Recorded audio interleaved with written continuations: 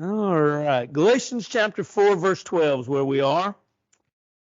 Galatians 4, and we'll try to finish up fourth chapter tonight if we can. If we don't, that's all right. Don't know that we're on a time schedule. If we are, I don't know about it. And there's times. Oops. Okay, well, somebody will have to clue me in, but which is fine. We can do it. We can do that. That's fine. Let's begin a little unusual, or we just kind of jump into the text a lot of times. Let's begin with a question. How are you saved?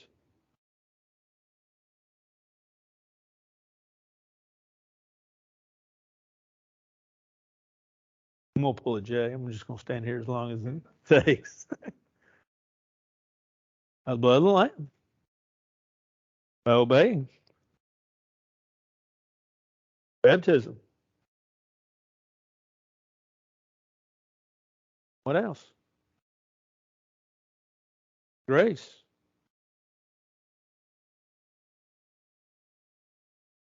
What else?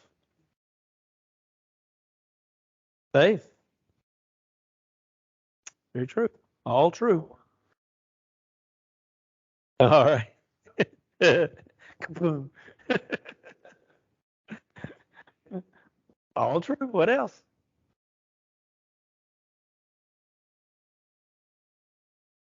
It's a good list.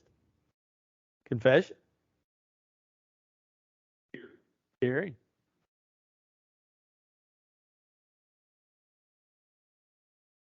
So now we've got in reality we've got really two lists within all that. All good, don't mean that, but we've got a list of things to do, and we've got a list of things that are done for us.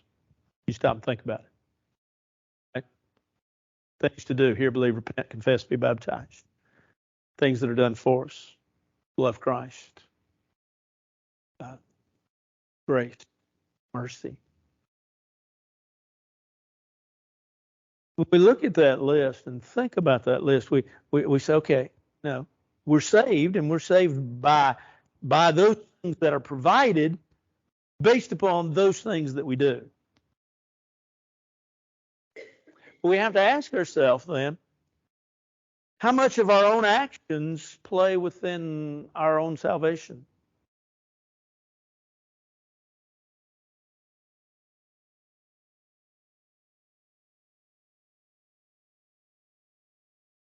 How much of our own actions, they play a role in our salvation? How much?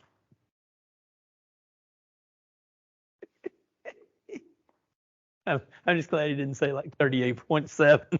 I was going to figure out where you got the 0.7.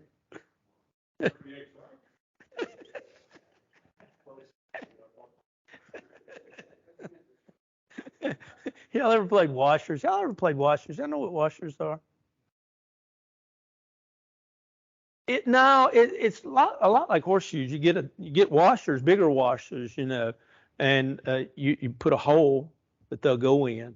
It was the poor man's version of horseshoes and cornhole. Thank you. Yeah. And you put a hole in the ground and you throw them at. That's what we did growing up as a kid.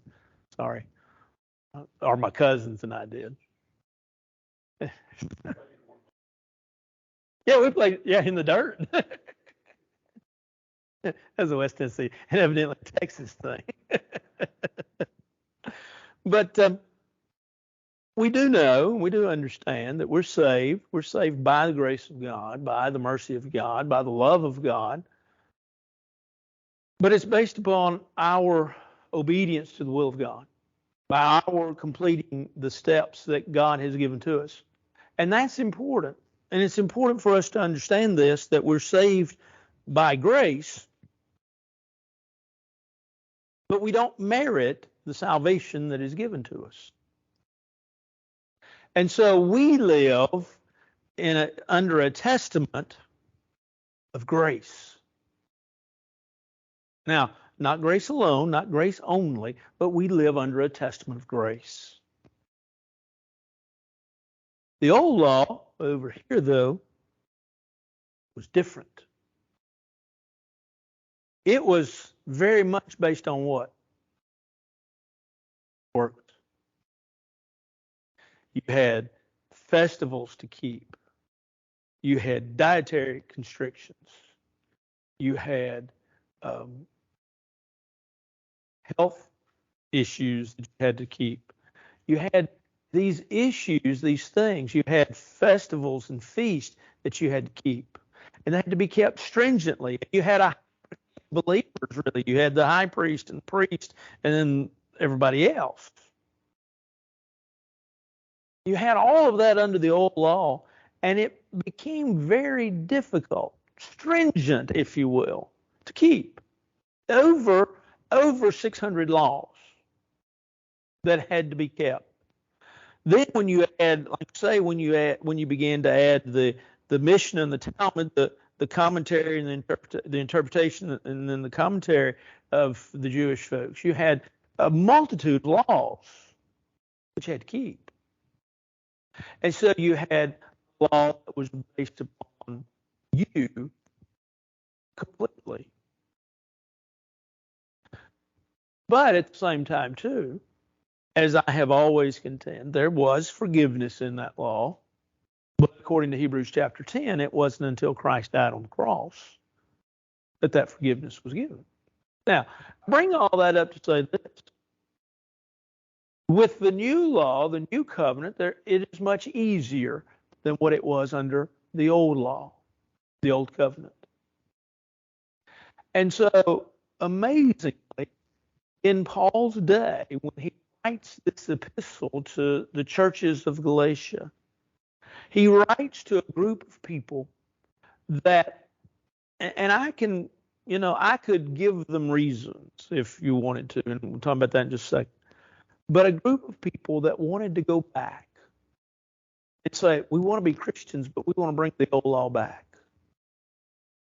Now, why did they want to do that? Well, there were false teachers that were convincing them that this was the way that it should be done. But then you also had the fact that it's very hard to go against what has always been done, right? In other words, we've always done it this way. You ever heard that? You ever heard that argument? Maybe you heard that argument. But we've always done it that way. Yeah, it could, we could change. They came upon the idea of, well, we really don't know. And, maybe the more is the better. And the old law was good for grandma, and I'm under this new law. And so I just want both. And so many justifications that I don't know because the scriptures don't tell us, so many justifications for what they could have given for why they wanted to do both. But Paul is astonished, as we'll see, at the fact that they wanted to go back. They wanted to go back under this old law as opposed to this new law. Because all of us here have studied both laws enough to know by far that the new law, the new covenant, is far easier than the old law and the old way.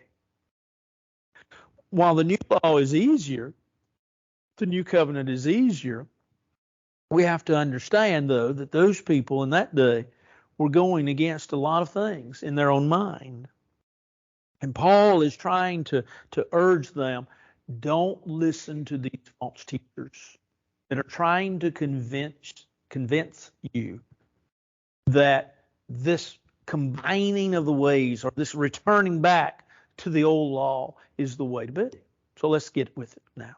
Verse 12, Galatians chapter 4. Brethren. Now he's kind of turned a nice turn. Brethren, he calls them. He hadn't always called them that. But brethren, I urge you, I plead with you to become like me, for I became like you.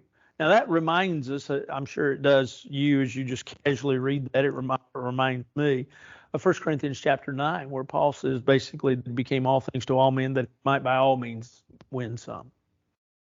And so Paul says, become like me, and then combine that. I want you to combine that for just a second with a thought. And admittedly, 1 Corinthians may not have been written at this point in time, But 1 Corinthians chapter 11, be imitators of me as I also am of Jesus Christ.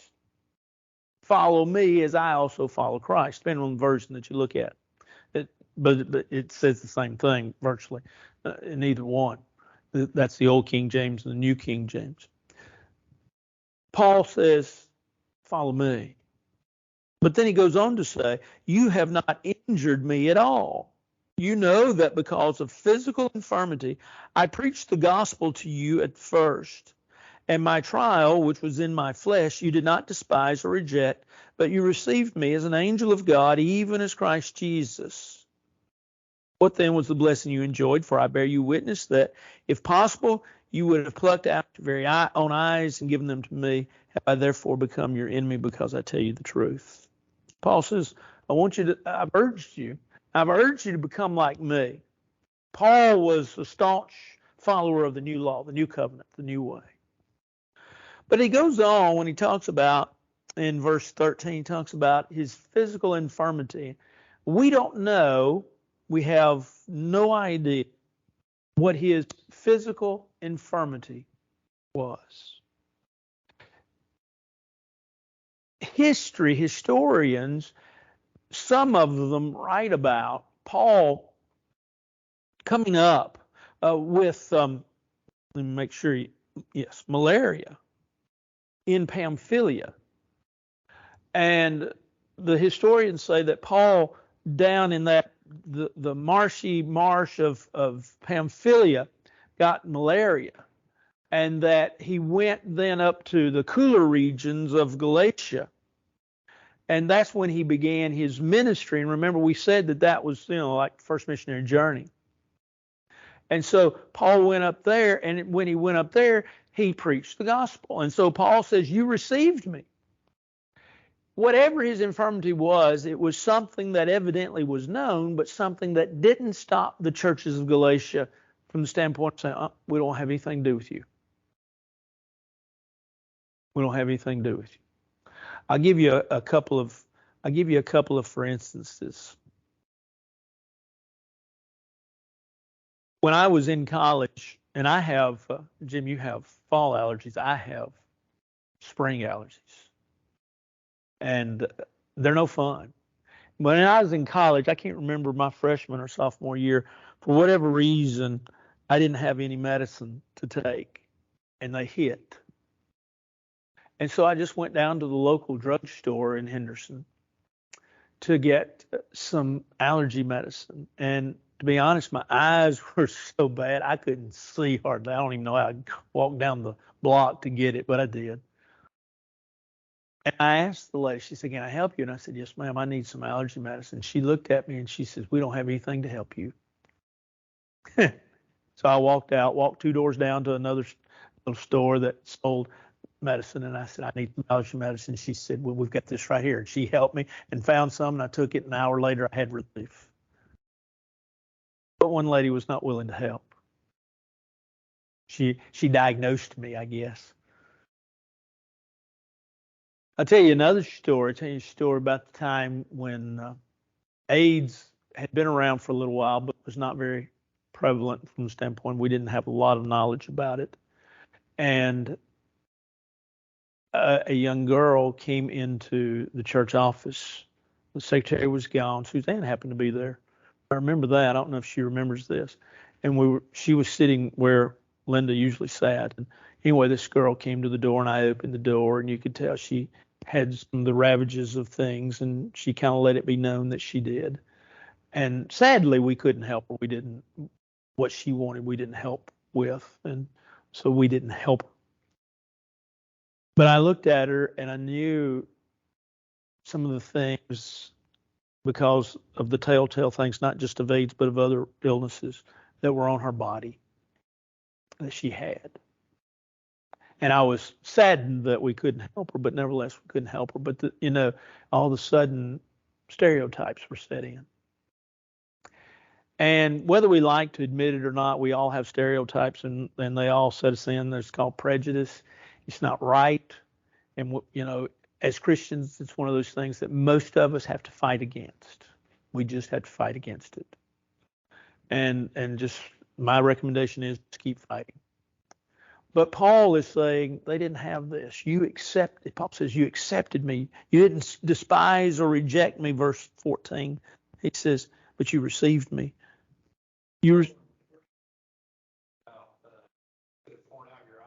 Right.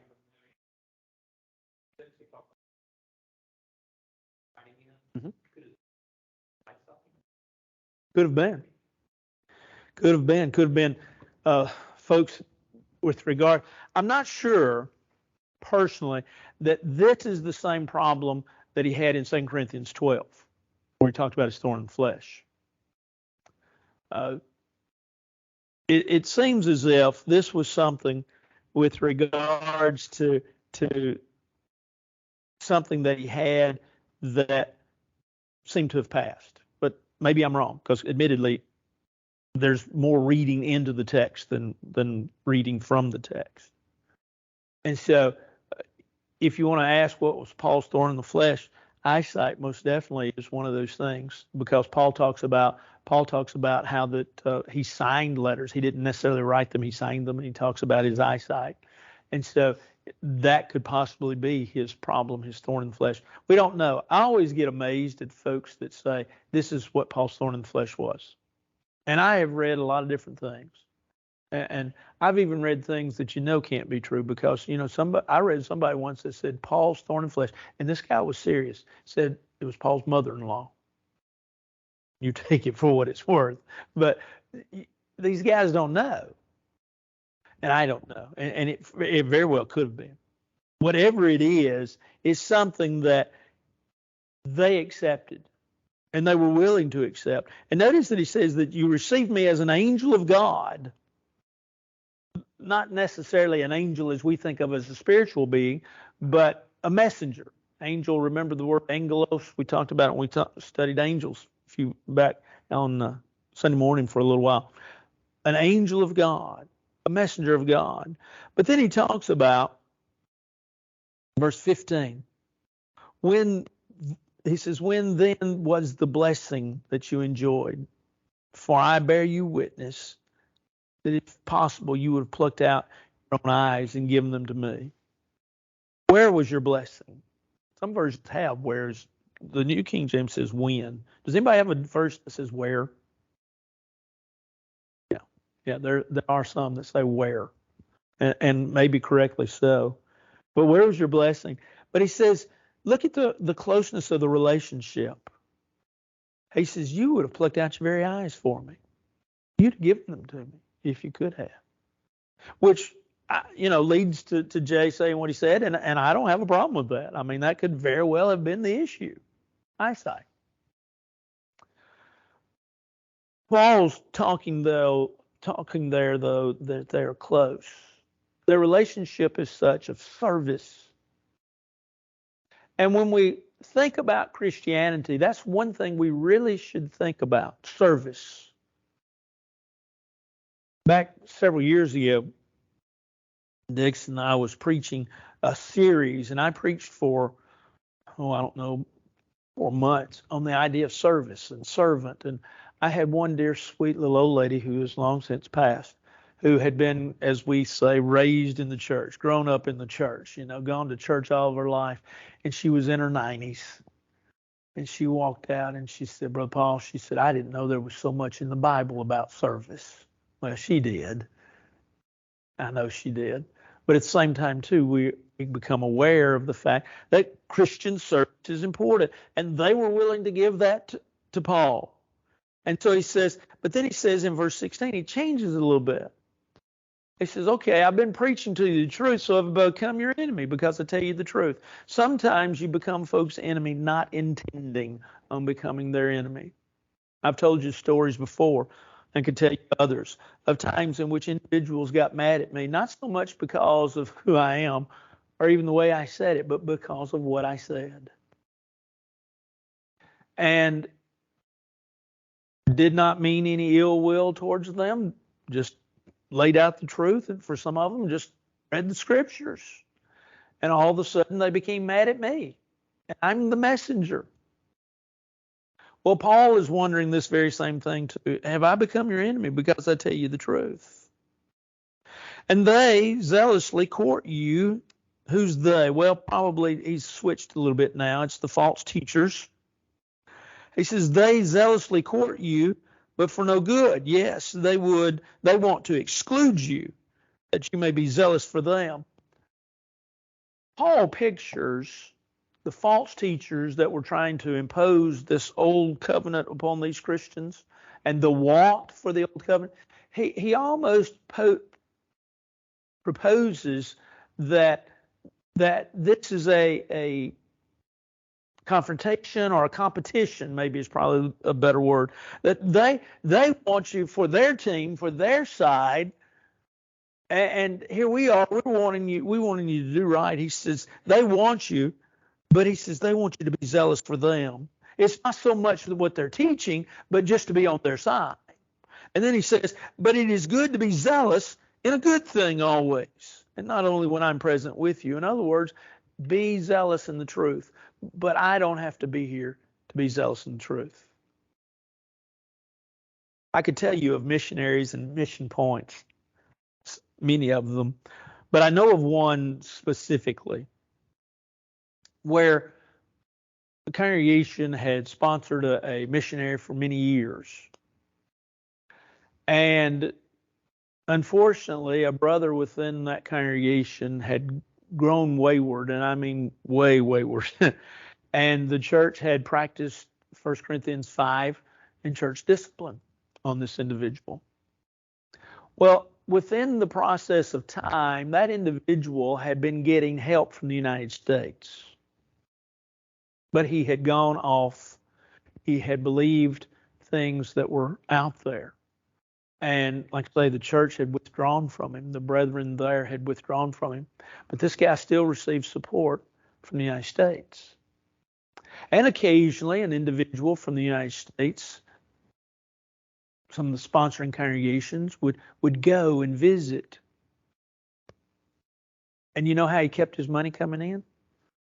He'd go and he'd find some locals. When he knew some folks from America were coming to see him, he would go and find some locals. He would pay them little of nothing. They would gather together in a place.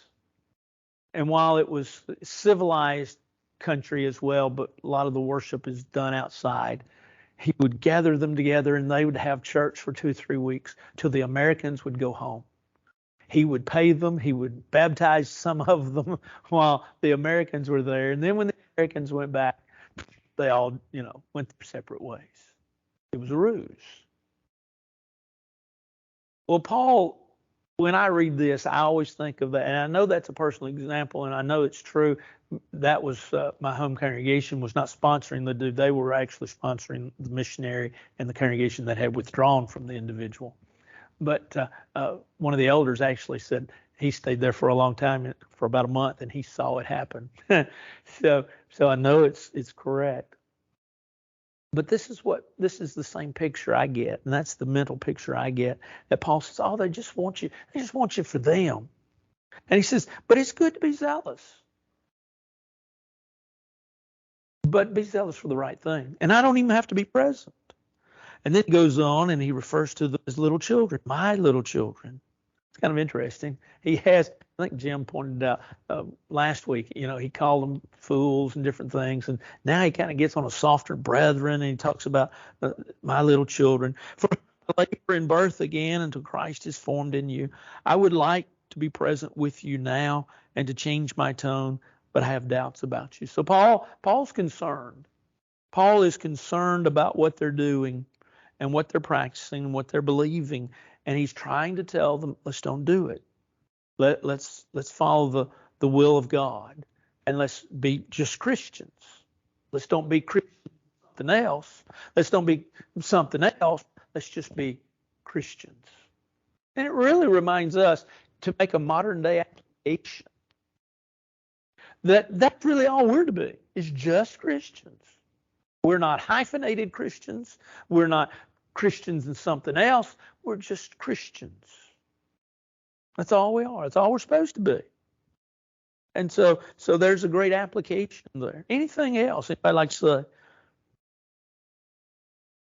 Well, Paul concludes this chapter, as we have it, with an allegory. An allegory is a literary device. It's when you take a historical event and you present it as a parallel truth, or present a parallel truth to it. I want to say 2 or 3 things about allegorization and allegories. This is the only allegory per se we have in the Bible.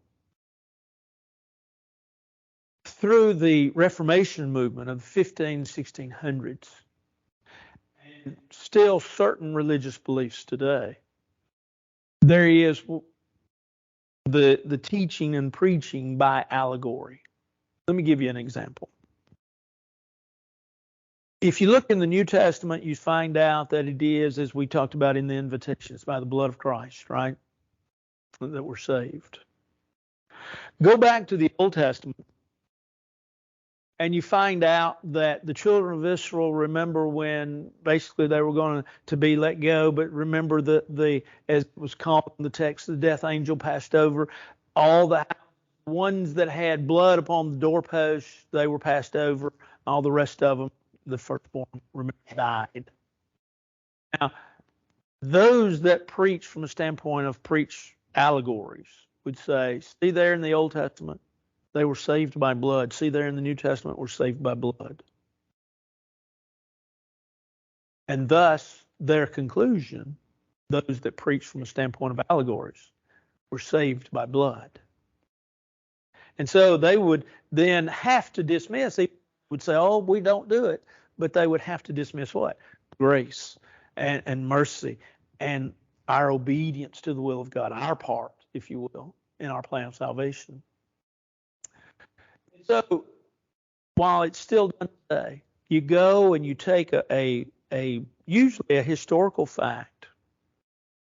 You find some parallel, you find some historical story, you find a parallel, and you say this is the teaching of the truth, without looking at all of the truth.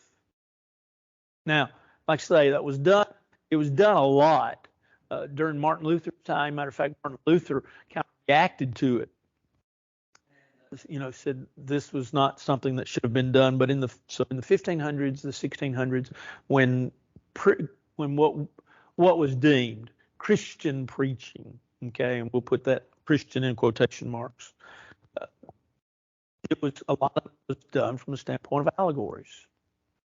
You don't find allegories in the Bible except for this one.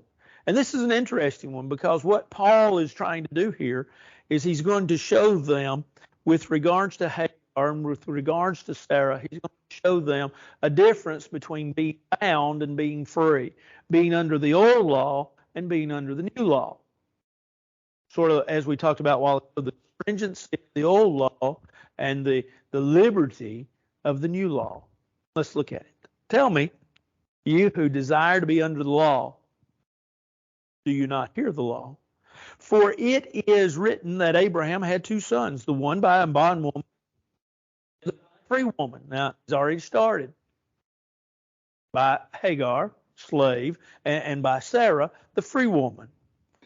But he who was of the bondwoman was born according to the flesh, and he of the free woman through the promise.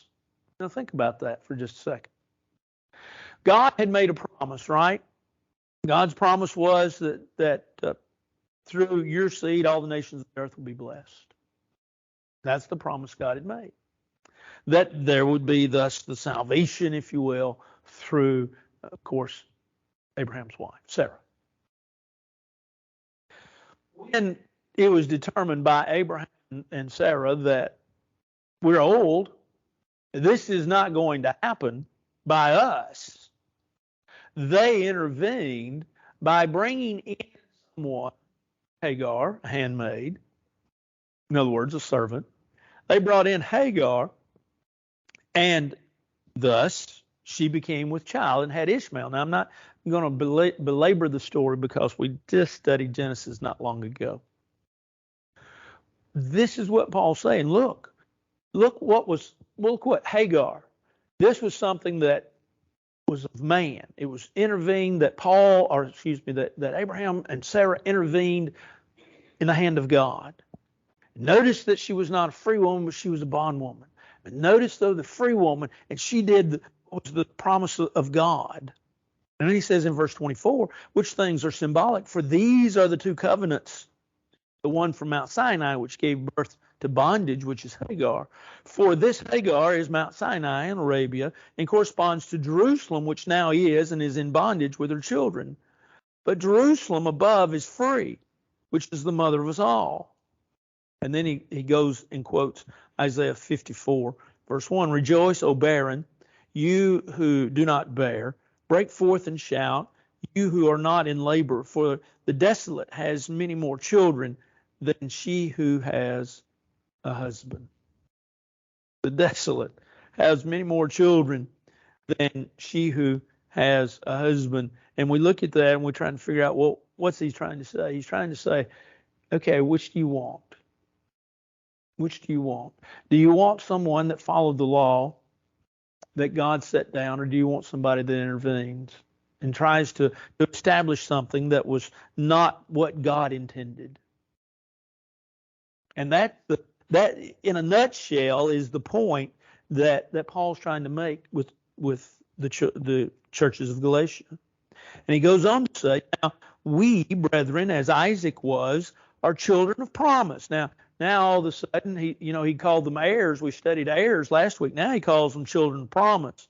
But as he who was born according to the flesh, then persecuted him who was born according to the Spirit, even so it is now. Nevertheless, what does the Scripture say? Cast out the bondwoman and her son, for the son of the bondwoman shall not be heir with the son of the free woman. Now remember, Sarah came up and there was a problem. And the problem was that Ishmael had sort of acted out of, he'd been a little ugly to Isaac.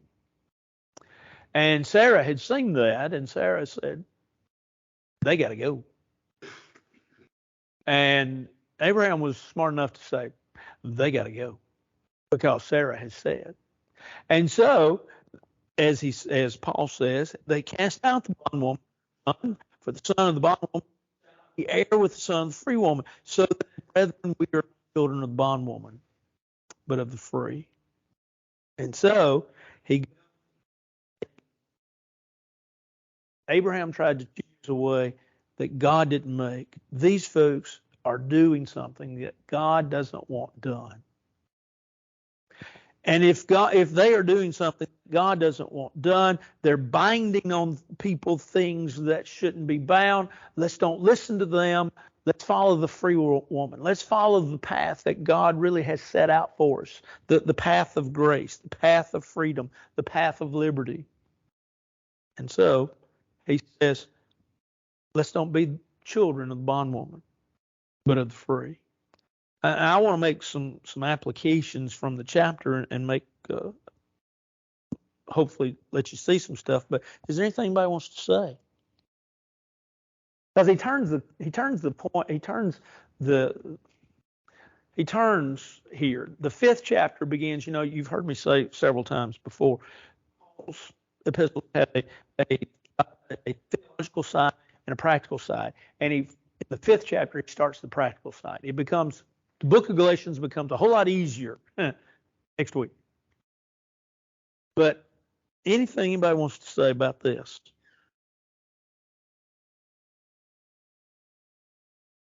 Okay. Well, let's make some applications from the 4th chapter. We've been a couple of weeks on the 4th chapter. We know that sometimes it's really hard to accept emotionally what we know in our own mind.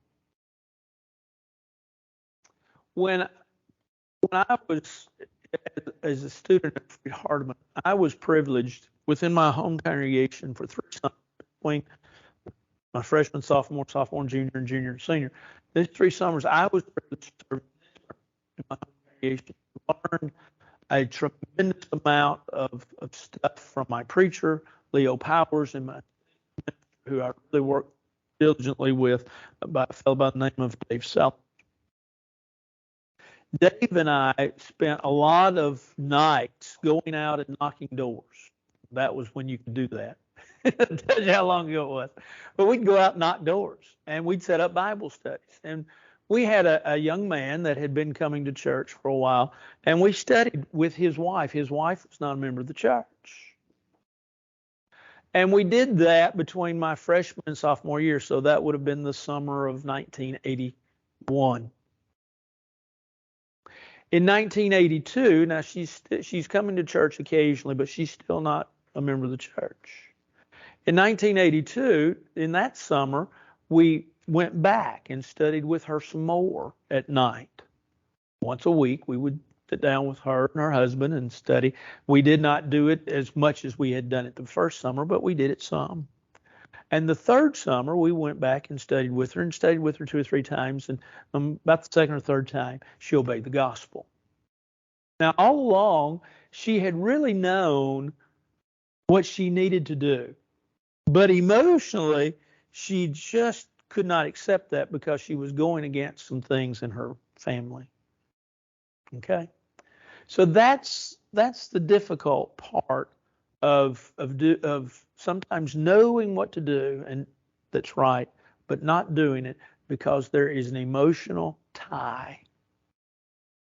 And I think in part that's what we learn here, that there was an emotional tie. They wanted to go back. But Paul then talks about how that really these folks had and could have a relationship with God as a child of God. Go back, if you remember, earlier on in this chapter, Paul talks about how that they are able to cry out, Abba, Father. And we talked about the word Abba meaning daddy. It's Aramaic. It means daddy. It's a very close association. And we need a relationship with God. We need that relationship with God, not so much that I'm not saying as, they did in the 70s where we ought to start our prayers, hey, Daddy. I'm not saying that. But I'm saying that we have a relationship with God that we understand, A, who he is, that he's the Father, that he's the supreme. But the relationship that allows us to go and talk to him and go and spend time with him in prayer and spend time talking to him and spend time with him in the study of his word and develop that relationship that we have with him so that it's close. And so Paul, in some ways, teaches that lesson. But also, Paul talks about how that there's a close relationship that we need with one another. Go through it with me for just a second. Look in verse 12. Brethren, he calls the folks. In verse 19, we noticed he calls them my little children. He talks about, then in verse 15, he talks about how that they would have plucked out their eye for him in Christian service. And then in verse 16, evidently loves them enough to tell them the truth. He says, am I therefore become your enemy because I tell you the truth? Paul had a great relationship with these folks. A relationship that developed through years, that developed through fellowship, that developed through spending time with one another, developed through trust, developed through love, developed. And it is incumbent upon us as Christians to really learn that the church, local church, is a family. Now, the church universal is a family too, but the church local is a family and should operate, if you will allow me to use that term, should operate under the understanding that we are a family. Jim starts most of our membership committee meetings with the idea, who do we need to lift? And I appreciate that. I appreciate it a whole lot. That's really how we operate. And yet, through the years, the church has operated more like a society of folks that only gets along on the basis of, I'll say hi to you. Because if I don't like what you're going to do, I will And that's not the way it should be. That's not it. It shouldn't be that at all. We should be family. We should live as family. We should operate as family. And now, when I say that, then I have to add this to it, that when we as a church operate as a family, that means that we have to become involved in people's lives. That means that we have to share things with one another. That means that we have to be open with one another.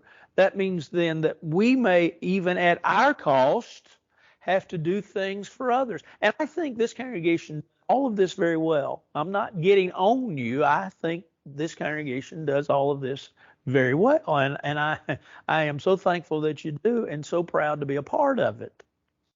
But that's what each congregation needs to do.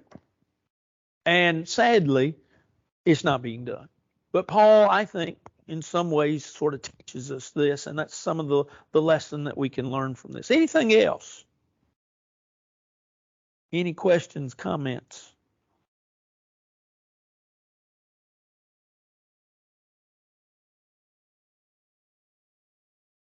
I don't know.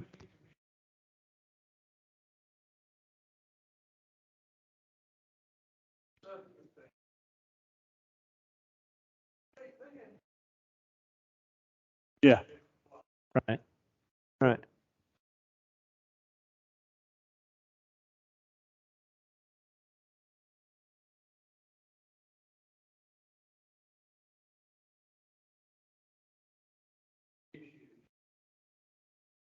Absolutely. Absolutely. Yeah, that's yeah.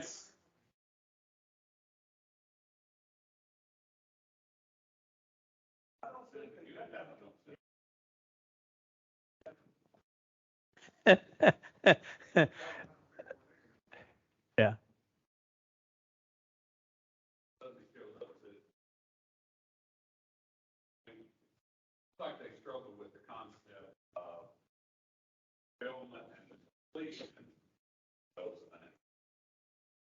Like it's like wasn't that those things were out and these new things were in, but there was completion of those and the culmination of those, right? The maturation of those, right? These are more mature. That's a more mature way of looking at, love your neighbor, who's your neighbor, that. Sure. Yeah. It wasn't just that they were gone. I mean, some of the repetition was gone, right? I guess some of the festivals were, I guess they were gone, right? They didn't ever tell the church to practice Passover after. Well, you've got to remember, you've got to remember, you got to stop and think. The church is in its infancy. We're only, uh, if you want to put it on a time scale, a chronological time scale, we're not that far from Pentecost. We're 13, 14 years from Pentecost. So the church is in its infancy. And you also got to remember, if you will, that the revelation that we have is completed and it was still being revealed at that point in time. So these were, if you really look at it, and I've tried to look at sometimes when I say, these folks really walked by faith. And so, yeah, and the false teachers probably picked and chose what they wanted to tell the Gentiles. The circumcision might have been one of them. They didn't tell them. But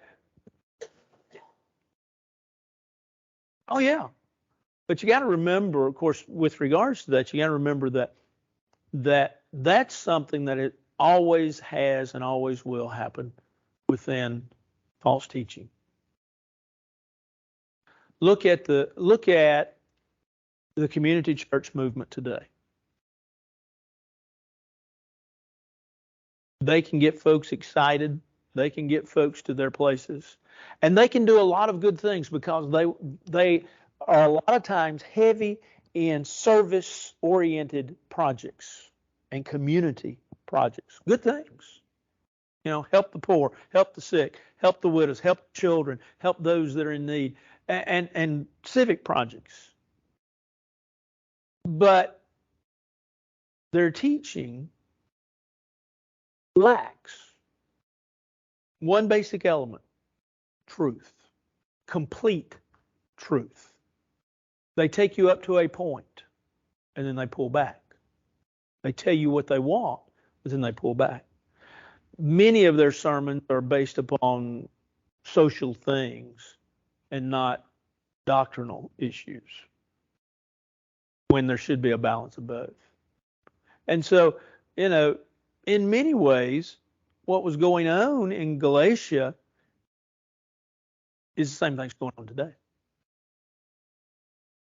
And so, very good. Very true. Anything else? All right. Well, let's bow for a word of prayer. Our Father in heaven, we're thankful for this day. Thankful that you love us, that you watch over us and bless us. Thank you for everything that you give us, for we realize that all things come from your hand. We ask that you bless us as we go throughout the rest of this week, that we will say and do the things that will bring glory and honor to you, and that we will be wonderful Christian lights that are good examples to all that we come in contact with. Be with those that Jay mentioned earlier in our announcements that are sick or going through difficult times. We ask that you bless them and keep them. Watch over us and bless us and hold us as we hold to you, for this is our prayer in Christ's name. Amen.